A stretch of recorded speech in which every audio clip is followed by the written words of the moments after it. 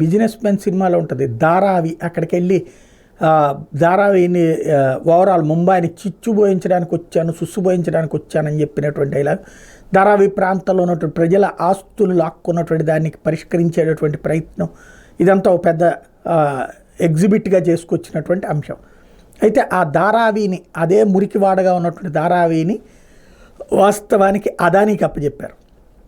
అదాని టెండర్లు దక్కించుకుంది. ఏంటది? ఆ మొత్తం మురికివాడనంతా తీసేసి పక్కా భవనాలు నిర్మించి ఇప్పుడు ఎవరెవరైతే ఉన్నారో వాళ్ళకే మళ్ళీ భవిష్యత్తులో అక్కడ ఇల్లు ఇచ్చేటట్టు, అప్పటిదాకా వాళ్ళు వేరే వేరే దేశాల్లో ఉండేటట్టు అన్నటువంటి. ఈ ధారావి ప్రాజెక్టు మీదన కోర్టులో కేసులతో ఆగిపోతే ఇప్పుడు కోర్టులో అదాని సంస్థ గెలిచింది. ముంబైలోని ధారావి మురికివాడ పునర్నిర్మాణ ప్రాజెక్టును అదాని గ్రూపుకు కేటాయించడం సబబేనని బాంబే హైకోర్టు తీర్పు ఇచ్చి చెప్పింది. కాంట్రాక్ట్ మంజూరులో ఏకపక్ష ధోరణి, అహేతుకత, దుర్బుద్ధి వంటివి లేవని ధర్మాసనం తేల్చి చెప్పింది. 259 హెక్టార్లో ఉన్న మురికివాడలో 5,069 కోట్లతో అభివృద్ధి పనులు చేపట్టేందుకు అదాని గ్రూప్ టెండర్ వేయడం, ఆకాశ హార్మ్యాలు నిర్మించి పునరావాసం కల్పించడం ఈ ప్రాజెక్టులో ప్రధాన అంశం.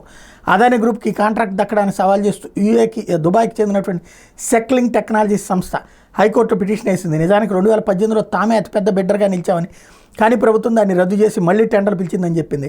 అదాని గ్రూప్ టెండర్ దక్కేలా చూసేందుకు నిబంధనలు సడలించారని ఆరోపించారు. అయితే స్వదేశం అన్నటువంటి కాన్సెప్ట్ ఇక్కడ అదానికి ఉపయోగపడింది.